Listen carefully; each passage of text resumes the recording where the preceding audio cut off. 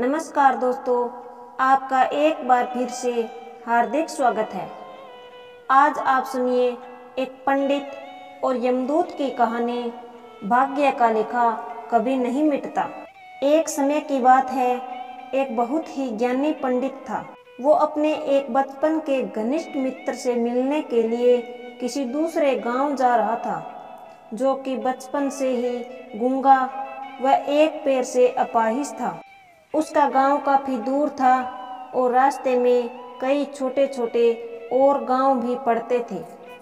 पंडित अपनी धुन में चला जा रहा था कि रास्ते में उसे एक आदमी मिल गया, जो दिखने में बड़ा ही हष्ट पुष्ट था। वो भी पंडित के साथ ही चलने लगा। पंडित ने सोचा कि चलो अच्छा ही है, साथ साथ चलने से रास्ता जल्दी कट जाएगा। पंडित ने उस आदमी से उसका नाम पूछा तो उस आदमी ने अपना नाम महाकाल बताया। पंडित को यह नाम बड़ा अजीब लगा, लेकिन उसने नाम के विषय में और कुछ पूछना उचित नहीं समझा। दोनों धीरे धीरे चलते रहे। तभी रास्ते में एक गांव आया।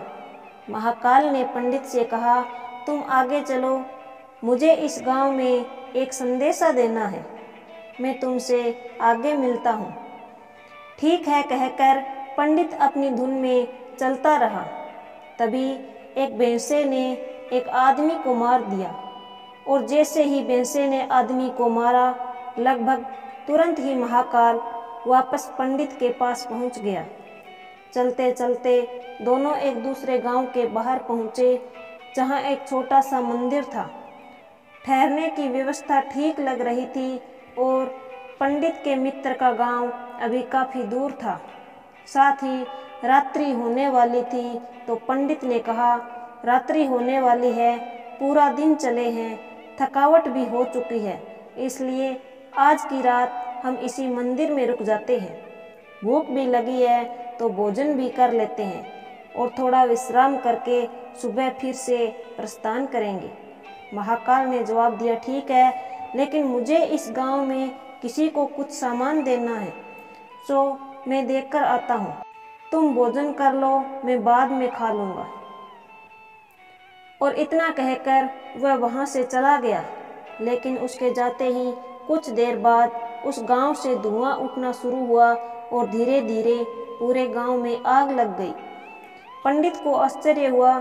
उसने मन ही मन सोचा कि जहाँ भी महाकाल जाता है, वहाँ किसी न किसी की हानि क्यों हो जाती है, जरूर कुछ गड़बड़ है। लेकिन उसने महाकाल से रात्रि में इस बात का कोई जिक्र नहीं किया। सुबह दोनों ने फिर से अपने गंतव्य की ओर चलना शुरू किया। कुछ देर बाद एक और गांव आया और महाकाल ने फिर से पंडित से कहा, पंडित जी आप आगे चलो, मुझे इस गांव में भी कुछ काम है, सो मैं आपसे आगे मिलता हूँ। इतना कहकर महाकाल जाने लगा। लेकिन इस बार पंडित आगे नहीं बढ़ा, बल्कि खड़े होकर महाकाल को देखता रहा कि वो कहाँ जाता है और करता क्या है। तभी लोगों की आवाज़ें सुनाई देने लगी कि एक आदमी को सांप ने डस लिया है और उस व्यक्ति की मृत्यु हो गई। ठीक उसी समय महाकाल फिर से पंडित के पास पहुंच गया। लेकिन इस बार पंडित को सहन नहीं हुआ। उसने महाकाल से पूछ ही लिया कि तुम जिस गांव में भी जाते हो, वहां कोई ना कोई नुकसान हो जाता है। क्या तुम मुझे बता सकते हो कि आखिर ऐसा क्यों होता है? महाकाल ने जवाब दिया, पंडित जी आप मुझे बड़े ज्ञानी मालूम पड़ते थे, इसलिए मैं आपके साथ चलने लगा था, क्योंकि ज्ञानियों का संग हमेशा अच्छा होता है। लेकिन क्या सचमुच आप अभी तक नहीं समझे कि मैं कौन हूँ? पंडित ने कहा, मैं समझ तो चुका हूँ, लेकिन कुछ शंका है, सो यदि आप ही अपना उपयुक्त परिचय दे दें तो मेरे लिए आसानी होगी। महाकाल ने जवाब दिया कि मैं यमदूत हूँ और यमराज की आज्ञा से उन लोगों के प्राण हरण करता हूँ जिनकी आयु पूर्ण हो चुकी है। हालांकि पंडित को पहले से ही इसी बात की शंका थी, फिर भी महाकाल के मुंह से ये बात सुनकर पंडित थोड़ा घबरा गया। लेकिन फिर हिम्मत करके पूछा कि अगर ऐसी बात है और तुम सचमुच ही यमदूत हो तो बताओ अगली मृत्यु किसकी है। यमदूत ने जवाब दिया कि अगली मृत्यु तुम्हारे उसी मित्र की है जिसे तुम मिलने जा रहे हो, और उसकी मृत्यु का कारण तुम ही हो।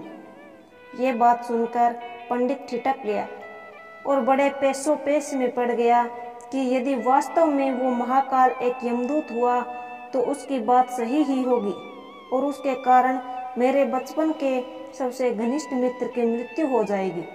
इसलिए बेहतर यही है कि मैं अपने मित्र से मिलने ही ना जाऊं।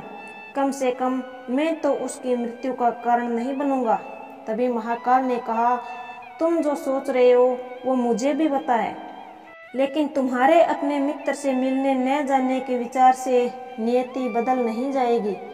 तुम्हारे मित्र की मृत्यु निश्चित है और वो अगले ही कुछ क्षणों में घटित होने वाली है।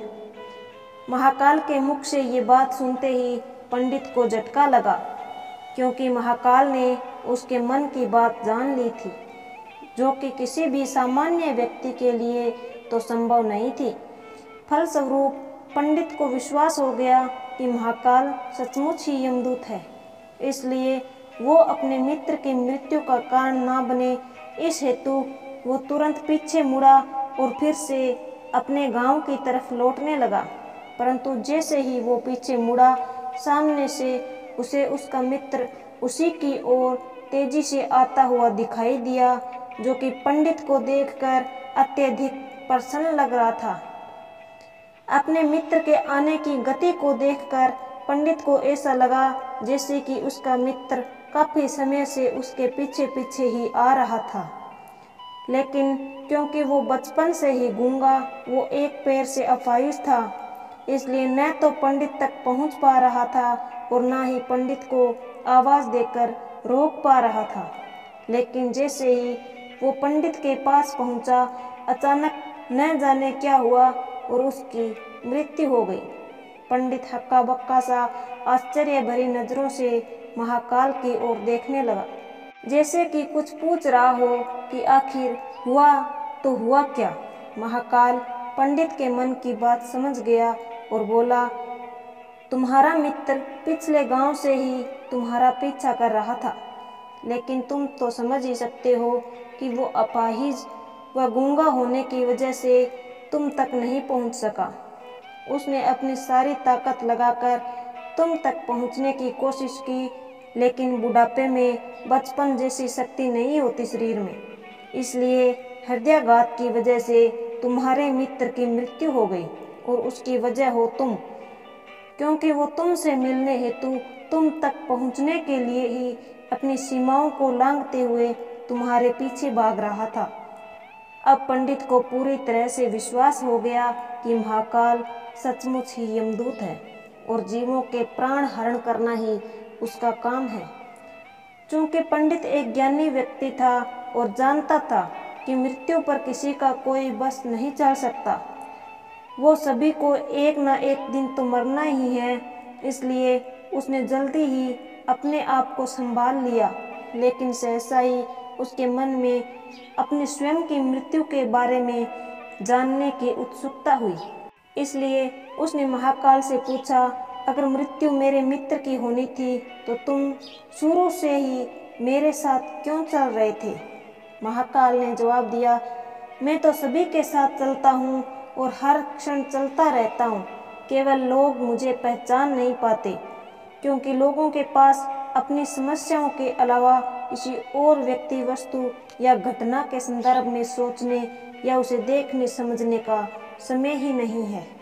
पंडित ने आगे पूछा, तो क्या तुम मुझे बता सकते हो कि मेरी मृत्यु कब और कैसे होगी। महाकाल ने कहा, हालांकि किसी भी सामान्य जीव के लिए ये जानना उपयुक्त नहीं है, क्योंकि कोई भी जीव अपनी मृत्यु के संदर्भ में जानकर व्यथित ही हो जाता है, लेकिन तुम ज्ञानी व्यक्ति हो और अपने मित्र की मृत्यु को जितनी आसानी से तुमने स्वीकार कर लिया है, उसे देखकर मुझे ये लगता है कि तुम अपनी मृत्यु के बारे में जानकर भी व्यथित नहीं होंगे। सो तुम्हारी मृत्यु आज से ठीक 6 महीने बाद आज ही के दिन लेकिन किसी दूसरे राजा के राज्य में फांसी लगने से होगी। और आश्चर्य की बात यह है कि तुम स्वयं खुशी से फांसी को स्वीकार करोगे। इतना कहकर महाकाल जाने लगा, क्योंकि अब उसके पास पंडित के साथ चलते रहने का कोई कारण ही नहीं था। पंडित ने अपने मित्र का यथास्थिति जो भी कर्मकांड संभव था किया और फिर से अपने गांव लौट आया।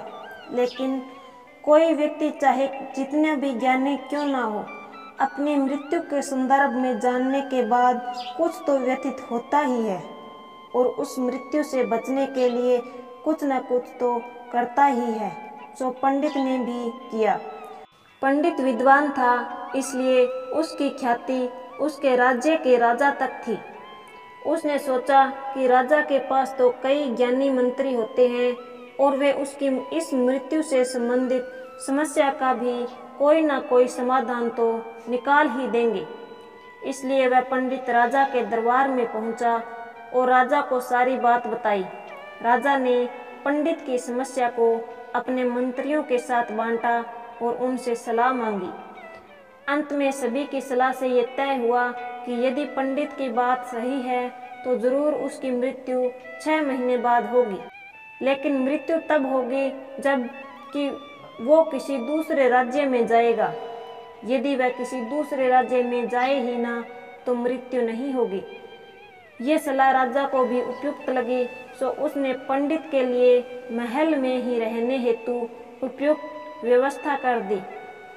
अब राजा की आज्ञा के बिना कोई भी व्यक्ति उस पंडित से नहीं मिल सकता था, लेकिन स्वयं पंडित कहीं भी आ जा सकता था, ताकि उसे ये ना लगे कि वो राजा की कैद में है।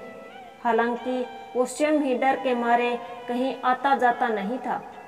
धीरे धीरे पंडित की मृत्यु का समय नज़दीक आने लगा और आखिर वो दिन भी आ गया जब पंडित की मृत्यु होनी थी। तो जिस दिन पंडित की मृत्यु होनी थी उससे पिछली रात पंडित डर के मारे जल्दी ही सो गया, ताकि जल्दी से जल्दी वो रात और अगला दिन बीत जाए और उसकी मृत्यु टल जाए। लेकिन स्वयं पंडित को नींद में चलने की बीमारी थी और इस बीमारी के बारे में वो स्वयं भी नहीं जानता था। इसलिए राजा या किसी और से इस बीमारी का जिक्र करने अथवा किसी चिकित्सक से इस बीमारी का इलाज करवाने का तो प्रश्न ही नहीं था। चूंकि पंडित अपनी मृत्यु को लेकर बहुत चिंतित था और नींद में चलने की बीमारी का दौरा अक्सर तभी पड़ता है जब ठीक से नींद नहीं आ रही होती है। उसी रात पंडित को रात को नींद में चलने का दौरा पड़ा। वो उठा और राजा के महल से निकलकर अस्तबल में आ गया। क्योंकि वो पंडित राजा का खास मेहमान था, इसलिए किसी भी पहरेदार ने उसे ना तो रोका और ना किसी तरह की पूछताछ की।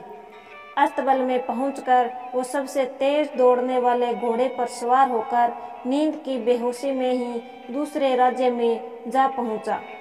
इतना ही नहीं, वह दूसरे राज्य के राजा के महल में गया और संयोग यो हुआ कि उस महल में भी किसी पहरेदार ने उसे नहीं रोका और ना ही कोई पूछताछ की, क्योंकि सभी लोग रात के अंतिम प्रहर की गहरी नींद में सो रहे थे।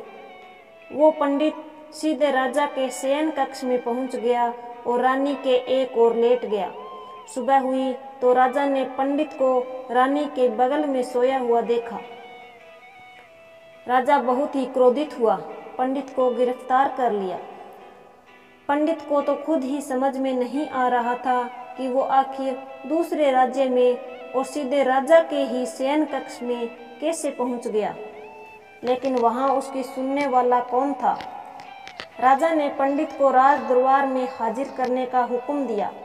कुछ समय बाद राजा का दरबार लगा, जहां राजा ने पंडित को देखा और देखते ही इतना क्रोधित हुआ कि पंडित को फांसी पर चढ़ा दिए जाने का फरमान सुना दिया। फांसी की सजा सुनकर पंडित कांप गया।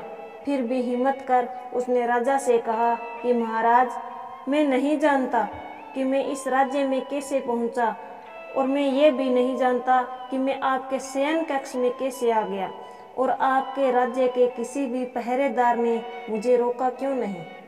लेकिन मैं इतना जानता हूँ कि आज मेरी मृत्यु होनी थी और होने जा रही है। राजा को ये बात थोड़ी अटपटी लगी। उसने पूछा, तुम्हें कैसे पता कि आज तुम्हारी मृत्यु होनी थी? कहना क्या चाहते हो तुम?